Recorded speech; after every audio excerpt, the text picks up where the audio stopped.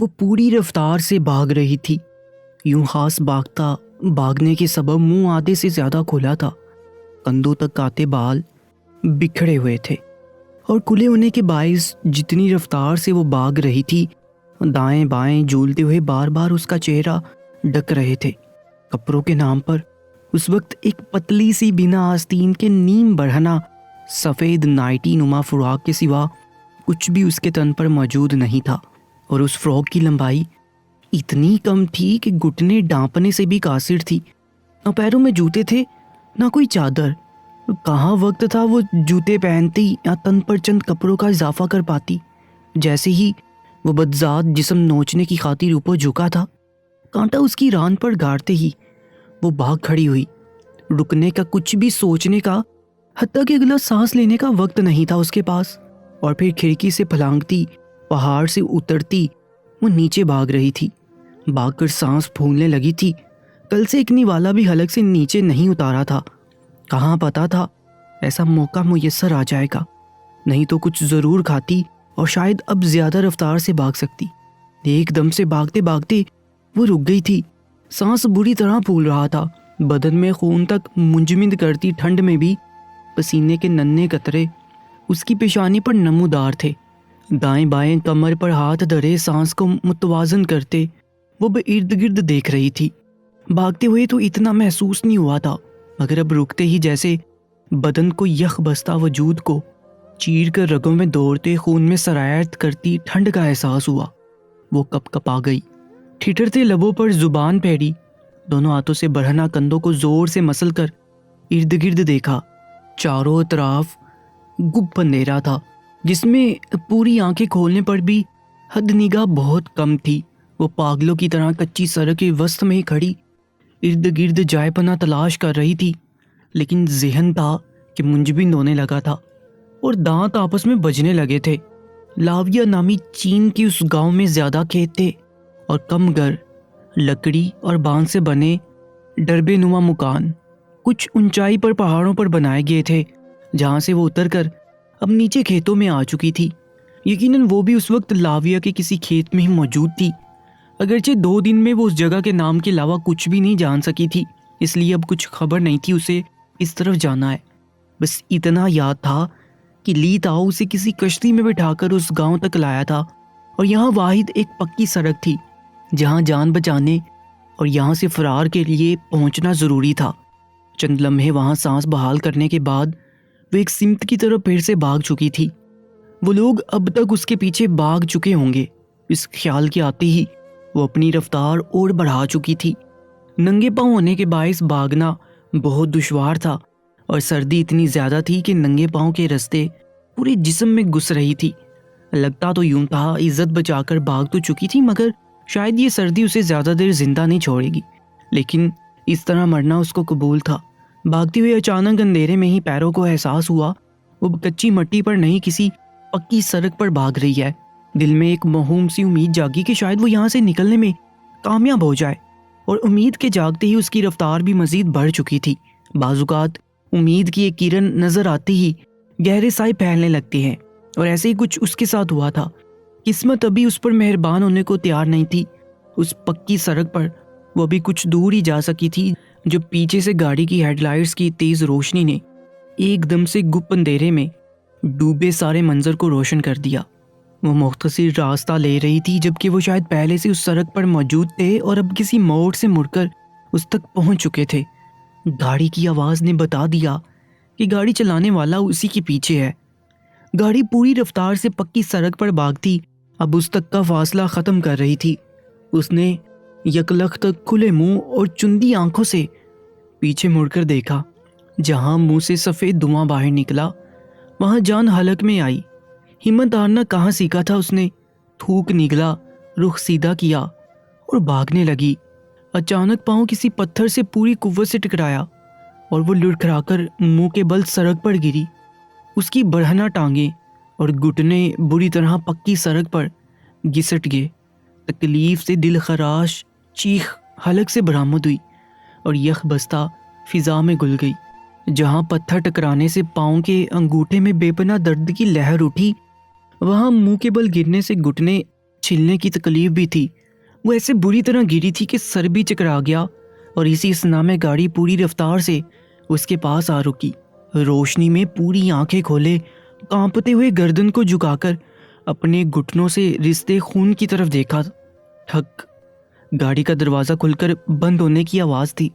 پکڑ اس ذلیل کو، لی تاؤ نے چینی زبان میں چیخ کر گاڑی کی کھڑکی میں سے سر نکالتے ہوئے کہا۔ یقیناً وہ دوسرے شخص کو اسے پکڑنے کا کہہ رہا تھا۔ دوسرا شخص جو پہلے ہی گاڑی سے اتر چکا تھا اب گھوم کر اس کی طرف بڑھا اور لپک کر اس کے اٹھنے سے پہلے اس تک پہنچا اور آتے ہی پہلے اس کے بال اپنی مٹھی میں دبوچ لیے۔ وہ لمبے بالوں اور ایک کان میں بالی پہنے خوفناک شکل کا شخص تھا۔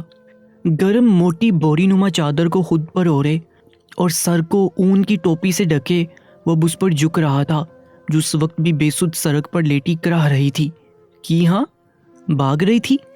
اس شخص نے ٹوٹی پھوٹی اردو میں خباثت سے دانت نکالتے ہوئے بالوں کو اپنے ہاتھ میں موڑا۔ کھوپڑی کی جلد سے کتنے ہی بال ٹوٹنے کی تکلیف ایک ساتھ محسوس ہوئی تو اس کی آنکھوں کے کناروں سے آنسو بہہ نکلے، اور کتنی ہی تکلیفوں میں ایک اور تکلیف کے اضافے نے چہرے کا زاویہ بگاڑ دیا۔ چھوڑو مجھے، چھوڑو، مجھے نہیں کرنا یہ سب، مجھے میرے گھر جانا ہے۔ وہ تکلیف سے چیخ اٹھی۔ اس کی اس چیخ پر ان دونوں کے فلک شگاف کہہ کے اس خوفناک اندھیری سڑک پر دور تک گونج گئے۔ دوسرے شخص نے دانت پیستے ہوئے اس کے بالوں کو مٹھی میں لے کر پھر سے دبوچا۔ ایک جھٹکا اس کی گردن کو پڑا اور چہرہ آسمان کی طرف اٹھ گیا۔ وہ اس کے چہرے پر جھکا، زہریلے سانپ کی طرح پھنکا رہا تھا۔ اس کے جسم اور منہ سے اٹھتے بدبو کے ببوکے اس کے ناک نتنوں میں گھس رہے تھے۔ وہ بے بس تھی، نہ ہل سکتی تھی نہ خود کو چھڑا سکتی تھی۔ گردن اتنی سختی سے اوپر اٹھی ہوئی تھی کہ اس کے گلے کی رگیں تن کر باہر کو ابھر رہی تھی۔ سردی کی شدت بڑھتی جا رہی تھی اور جسم اور دانت کپ کپانے لگے تھے۔ گاڑی کا دروازہ پھر سے کھلنے کی آواز آئی۔ شاید لی تاؤ اب گاڑی سے باہر نکلا تھا اور ناک پھلاتے غصے میں پھنکارتا اس کے قریب پہنچا اور اس کے پیٹ میں ٹانگوں کو گھما گھما کر مارنے لگا۔ اب باقی کی کمینی، وہ پوری قوت سے چلا رہا تھا۔ وہ لگاتار پیٹ میں مار رہا تھا اور اس کی حلق سے نکلنے والی چیخیں جانور ذبح ہوتے وقت کی چنگار کے مترادف تھیں۔ لی تاؤ کے چمڑے کے بوٹ اس کی ناف سے اوپر ضرب لگا رہے تھے۔ انتڑیاں جو بھوک سے پہلے ہی سکڑی ہوئی تھی اب اس ضرب پر اور چپک رہی تھی۔ وہ تڑپ کر ٹانگیں سمیٹتی گھٹنوں کو پیٹ سے جوڑ رہی تھی۔ دوسرے شخص نے اسے بالوں سے دبوچ رکھا تھا اور لی تاؤ ٹانگ کو کھینچ کھینچ کر متواتر اس کے پیٹ میں مار رہا تھا۔ یہاں اس کی ان ہولناک چیخوں کو سننے والا کوئی نہیں تھا۔ دور دور تک چیخیں کھلے کھیتوں میں لمبے درختوں اور کچی پگ ڈنڈیوں سے ٹکرا کر واپس آ رہی تھی۔ یکلخت وہ اچھل کر اوپر ہوئی اور منہ سے اچانک کچھ ابل کر باہر نکلا۔ بالوں کو دبوچے کھڑے شخص نے ایک جھٹکے سے اس کے سر کو چھوڑا۔ بے حال ہو کر اس کی آنکھیں ڈھلک گئی تھی۔ سڑک پر اس کے منہ سے نکلے خون کے چھینٹے دور تلک تھے۔ اب وہ اس کے بازو تھام رہے تھے اور اسے گھسیٹتے ہوئے گاڑی تک لا رہے تھے۔ گاڑی کی پچھلی سیٹ کا دروازہ کھولتے ہی دونوں نے اسے اٹھا کر پٹکنے کے انداز میں پچھلی سیٹ پر پھینکا اور دروازہ زور سے بند کیا۔ اس کا چہرہ سیٹ سے نیچے ہی ٹکرایا۔ خون کے چھینٹے اگلی نشست کی پشت تک گئے۔ ٹھک ٹھک، گاڑی کے دونوں دروازے بند ہونے کی آواز ابھری۔ اس کا چہرہ سیٹ سے جیسے ہی ٹکرایا، خون کے چھینٹے اگلی سیٹ کی پشت تک گئے۔ ٹھک ٹھک، گاڑی کے دونوں دروازے بند ہونے کی آواز ابھری۔ وہ دونوں گاڑی میں بیٹھ چکے تھے۔ پیٹ کی تکلیف اتنی شدید تھی کہ اس نے کراہتے ہوئے ٹانگیں اوپر کو سمیٹی تھی۔ گاڑی گرم تھی۔ جہاں یخ ہوتے جسم کو گرماہٹ کا سکون ملا تھا وہاں گھٹنوں پر رشتے خون میں جلن ہونے لگی۔ مجھے یہاں نہیں رکھنا اب اس کو، لی تاؤ کی آواز کار میں گونجی تھی۔ 2 دفعہ یہاں سے بھاگنے کی کوشش کر چکی ہے یہ۔ لی تاؤ کی غصے میں بڑی آواز کانوں میں پڑی۔ اس کی صورت بھی اتنی پیاری نہیں، اس کے عذاب بھی بیچنے پڑیں گے، چلو کچھ پیسے ہاتھ آئیں۔ لی تاؤ نے غصے سے اسٹیئرنگ پر ہاتھ مارا۔ وہ گھرا رہا تھا۔ نہیں صورت نہیں جسم کی بات ہوتی ہے، نہیں ہم دندہ کریں گے اس سے۔ دوسری نشست پر موجود شخص نے لی تاؤ کی بات کی نفی کر دی۔ لی تاؤ پھر سے وہی کچھ اپنی زبان میں دہرا رہا تھا۔ دونوں کی اب جھڑپ ہو رہی تھی۔ تکلیف کو محسوس کرتی بھویں سکیرے وہ ان کی بات سمجھنے کی صحیح میں تھی۔ جتنی چینی زبان وہ سیکھ چکی تھی اس کے مطابق یہی سمجھ آ رہا تھا کہ لی تاؤ اب اسے یہاں نہیں رکھنا چاہتا۔ دوسرے شخص کو کہہ رہا تھا نہ تو اس کی شکل اچھی ہے اور نہ وہ اسے بار بار بھاگنے کی وجہ سے مزید سنبھال سکتا ہے۔ وہ اسے شہر میں بیچ دینا چاہتا تھا، شاید وہیں جہاں جسم کے مختلف حصے نکال لیے جاتے ہیں۔ اس کی ریڑھ کی ہڈی میں خوف کی لہر سنسنی صورت دوڑ گئی۔ اعصاب ایک دم سے ایسے بوجھ تلے دبے کہ اس کے ہاتھ اب کھونے لگے، اور پھر اسی تکلیف میں وہ آنکھیں مندے اس دنیا سے بے خبر ہو چکی تھی۔ امریکہ، لاس اینجلس، بیورلی ہلز میں رات کا منظر دن سے زیادہ خوبصورتی لیے ہوئے تھا۔ امریکہ کے اس حسین ترین شہر میں بنے بیش قیمت گھروں میں سے ایک تھا درانگ ولاس۔ سمندر کے کنارے پر بنا یہ کانچ کی طرح چمکتا روشن خوبصورت درانگ ولاس چمک دمک میں آج اور ہی رنگ ڈنگ لیے ہوئے تھا۔ ولاس کی بیرونی راہداری میں ہی لمبی قطار میں بیش قیمت گاڑیاں کھڑی تھیں اور گیٹ پر بیٹھے گارڈز خوش گپوں میں مصروف تھے۔ رات کے 12 بجے کا وقت بھی یہ شاندار درانگ ولاس دن کا سما پیش کر رہا تھا۔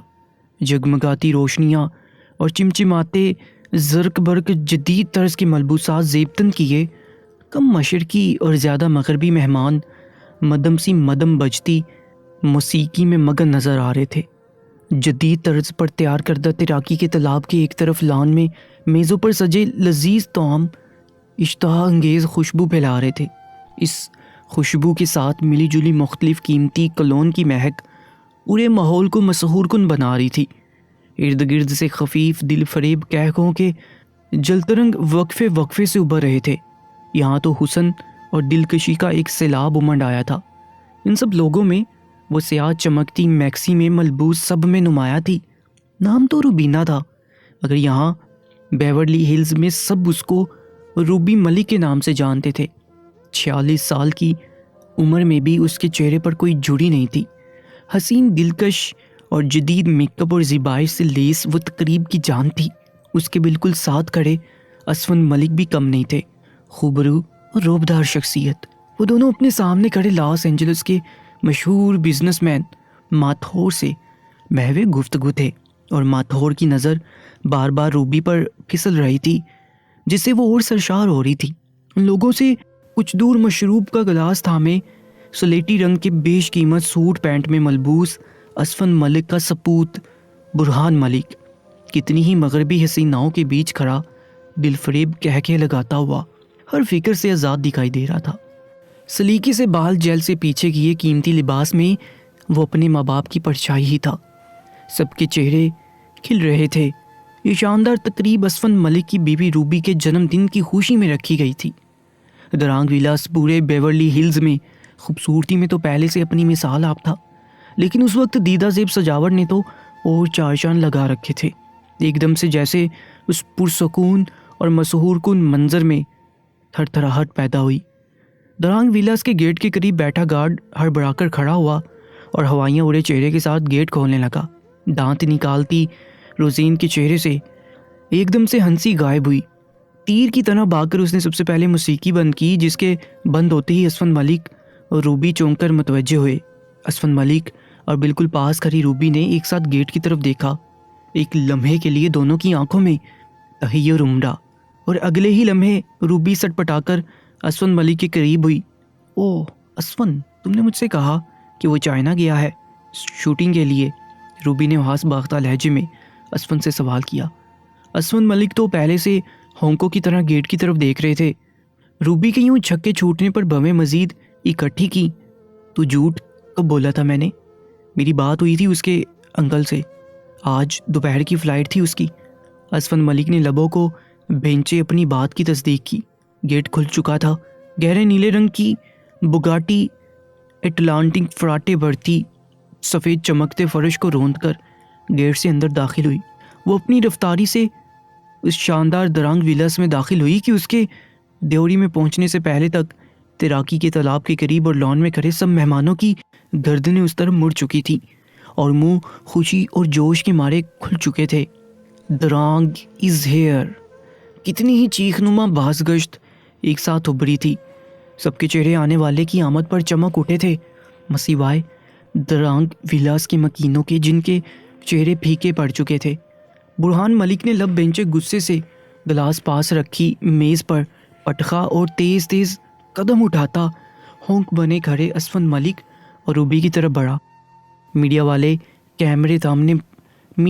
کیمرے تھامے پاگلوں کی طرح دھیوری کی طرف جا رہے تھے اور بہت سے دیوانے بھی ایک دوسرے سے ٹکراتے آگے بڑھ رہے تھے۔ لڑکیاں تو باقاعدہ اپنے لباس درست کرتی، گہرے گلوں کو مزید کھینچ کر نیچے کرتی، کندھوں سے اپنی میکسیوں کے سٹریپس ڈھلکاتی دھیوری کی طرف بڑھ رہی تھی۔ اٹلانٹک کی ڈرائیونگ نشست کی طرف کا دروازہ جتنی نرماہٹ لیے کھلا تھا، اس میں سے نکلنے والا نفس اس کے بالکل برعکس تھا۔ اس کے باہر نکلتے ہی نسوانی چیخو پکار نے درانگ ویلاس میں بے ہنگم شور برپا کر دیا تھا۔ سیاہ جینز، گول گلے والی سفید ٹی شرٹ پر سیاہ ہڈی، جس کی اوپری ٹوپی کو وہ ایک جھٹکے سے سر پر سے اتار چکا تھا، بکھرے گھنے گہری بھورے بال اور کشادہ شکن آلود پیشانی، گسیلی لمبی آنکھیں۔ وہ بمیں اکٹھی کیے بیزاری سے اپنے ارد گرد بڑھتے ہجوم کو دیکھ رہا تھا، جبکہ گیٹ پر موجود گارڈز اب لوگوں کو اس کے قریب آنے سے روک رہے تھے۔ برہان نے آنکھوں کو مزید سکورا اور مٹھیاں بینچ کر اسفند ملک کی طرف رخ کیا۔ واٹ دا ہیل از دس؟ بابا، آپ نے کہا تھا وہ شوٹنگ کے لیے جا رہا ہے، تو یہ اب یہاں کیا کر رہا ہے؟ برہان نے دانت پیسے اور اسفند کے کندھے کے قریب ہو کر کان میں گرایا۔ اسفند ملک تانوز سامنے درانگ ملک پر نگاہیں جمائے دم سادے کھڑا تھا۔ جسٹ کول ڈاؤن، مجھے خود نہیں معلوم وہ یہاں کیسے ہے اس وقت، آواز کو ہر درجہ دھیما رکھ کر جواب دیا۔ وہ گارڈز کی مدد سے ہجوم سے نکلتا لمبے لمبے ڈگ بڑھ کر لون کے وسط میں لگے میزوں کی طرف آ رہا تھا۔ لڑکیاں آہیں بڑھ رہی تھیں، کیمرے تصویریں کھینچ رہے تھے۔ روبی گڑبڑا کر پھر سے اسفند کے کان کے قریب ہوئی۔ اسفند، روکے اسے، یہ کیا کرنے والا ہے؟ مجھے اس کے ارادے ٹھیک نہیں لگ رہے، ساری پارٹی خراب کر دے گا۔ وہ حد درجہ آواز کو دھیما رکھے ہوئے خوف سے گویا ہوئی۔ ڈونٹ وری، اوور ریئیکٹ مت کرنا بالکل بھی۔ اسفند جھٹکے سے کوٹ درست کرتے تیزی سے آگے بڑھے۔ وہ طوفان اب گسیلی آنکھیں لیے تیراکی کے تالاب کے پاس پہنچ گیا تھا، جہاں سے گزر رہا تھا۔ ملازم ہاتھ باندھ کر سر جھکا رہے تھے۔ اس کے لان میں پہنچنے تک اسفند ملک اس تک پہنچ کر اس کے سامنے آ چکے تھے، اور وہ اپنے سامنے کھڑے اسفند ملک کو دیکھنے کی بجائے ایک آبرو اٹھائے گردن اکڑائے ارد گرد کی سجاوٹ دیکھ رہا تھا۔ اوپری لب کو دانتوں سے پکڑ کر کھینچا اور ناک چڑھا کر سانس لی۔ پیشانی پر بل مزید گہرے ہو رہے تھے۔ جتنے بل گہرے ہو رہے تھے اتنی ہی آنکھیں غضب ڈال رہی تھی۔ اسفند ملک اس کے اور قریب ہوئے، چہرے پر پریشانی کی لکیریں ابھر رہی تھی۔ دران، کوئی تماشا مت کرنا، اٹس مائی ریکویسٹ پلیز۔ مجھے تم سے اجازت لینی چاہیے تھی، لیکن تمہاری شوٹنگ تھی، سو میں نے سوچا۔ اسفند نے التجائی لہجے میں سب کی وضاحت دینی چاہی۔ اسفند ملک کے ایک ہاتھ اس کے کندھے پر یوں دھرے کھڑے تھے جیسے اسے رام کر رہے ہوں۔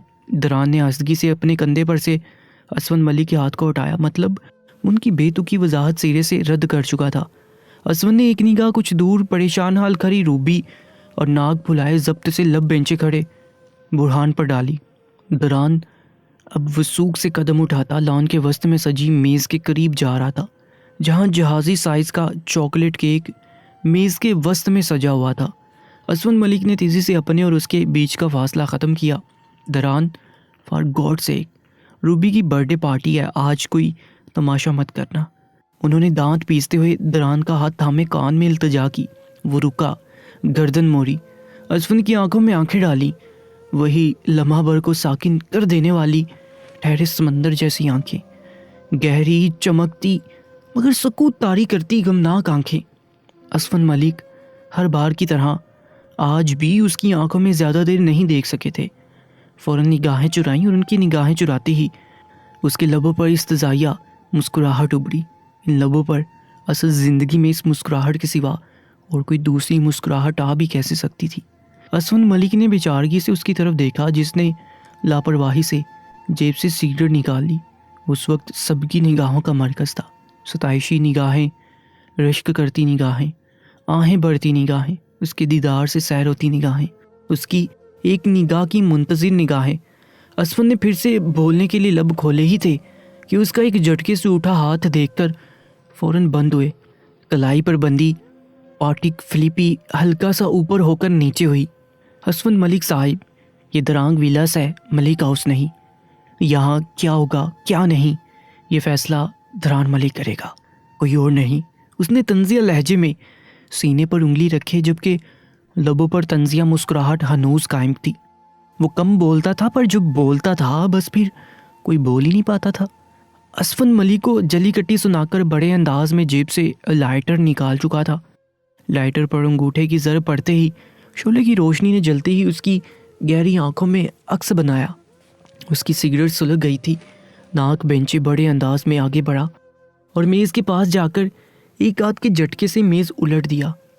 धड़ धड़ करते केक समेत सारे लवाजमात और बेशकीमत बर्तन ज़मीन बोस हुए। शीशे का मेज़ एक धमाके से किरची किरची हुआ। साथ ही वहाँ सब मौजूद लोगों की नज़रें और मुंह पूरे खुल गए। Leave everybody, party is over now. Cigarette मुंह में दबाए बड़े मज़े से ताली बजाता वो घूम कर सीधा हुआ। बुरहान और रूबी के चेहरे तजलील के एहसास से सुर्ख हो रहे थे और दोनों अब असफन मलिक को खून शाम निगाहों से घूर रहे थे।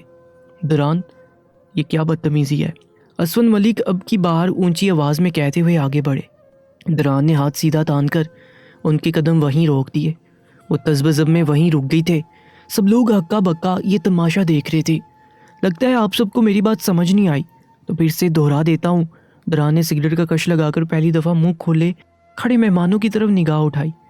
कितनी ही मुंतज़िर और आहें बढ़ती निगाहों के नीचे ज़ुबानें चीख उठी। किसी को उसकी बदतमीज़ी से कोई सरोकार नहीं था। दरान मलिक की उनकी तरफ उठती निगाह ही बहुत थी। सबको पता था वो बददिमाग है। Ladies and gentleman, this ceremony has come to N and, now you can all go, I want to sleep. ख़वातीनो हज़रात, ये तकरीब एहतताम पज़ीर हो चुकी है। अब आप सब तशरीफ़ ले जा सकते हैं, मैं सोना चाहता हूँ। बात के इख्तिताम पर वो बड़े एहतराम से पेट पर बाजू धरकर झुका था। जहाँ नुस्वानी चीखें उसकी इस अदा पर फिदा हो रही थी, वहाँ बहुत से लोगों की सरगोशियाँ उभरने लगी थी। दरान ने हुड की टोपी को फिर से सर पर लिया और एक तरफ लगी कुर्सी पर बैठकर टांग घुमाकर दूसरी टांग पर रखी, निगाहें मोबाइल स्क्रीन पर झुका दी। उसका अंदाज ऐसा था जैसे अब यहाँ कोई ना हो। गार्ड्स अब लोगों को जानने की ताकीद कर रहे थे। रोजीन घबराई बौखलाई बाकी मुलाजमीन को सफाई की हिदायत दे रही थी। तमाम लोग हाथों में पकड़े मशरूब के गिलास मेज़ों पर रखते लॉन से बाहर जा रहे थे। रूबी ने खुशमगी निगाहों से असफन मलिक को घूरा और फिर पैर पटकती आगे बढ़ गई। असफन ने ठंडी आह भरी। दरान सिगरेट की कश लगाता हुआ मोबाइल पर निगाहें झुकाए इर्द गिर्द के सारे हंगामे से बेनियाज बैठा था। असफन मलिक अब बर्दाश्त से लब बेंचे उसके सर पर खड़े थे। दरान, आज बहुत ज़्यादा कर दिया तुमने, ये सिर्फ तुम्हारा। असफन मलिक ने गुस्सैले लहजे में कहते हुए उंगली खड़ी की। उसने चेहरा ऊपर उठाया। उसकी आंखें और उन पुतलियों की गहराई असफन मलिक की बात अधूरी रह गई। दरान ने सर को तंजिया धीरे से दाएं बाएं हिलाया और लबों में दबी सिगरेट निकाली। ये सिर्फ मेरा घर है, आप यहाँ क्यों हैं आप जानते हैं। वो दोनों यहाँ आपकी वजह से हैं, ये मेरी बर्दाश्त है।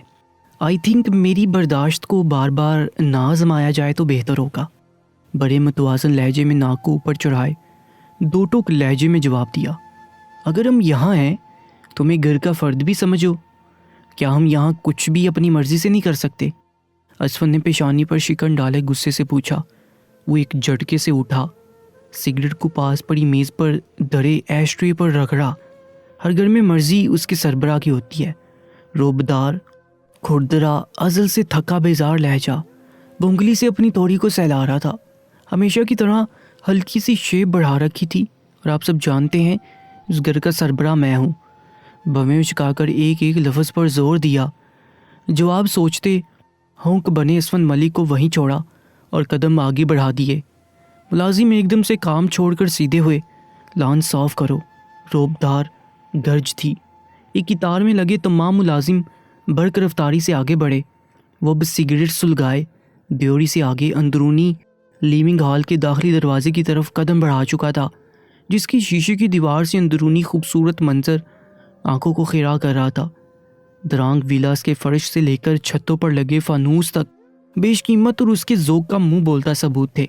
اپنی حلیے کے علاوہ اس کی ہر چیز میں اس کی دولت اور ذوق جھلکتا تھا۔ وہ ہالی ووڈ کی ایکشن فلموں کا سپر سٹار تھا۔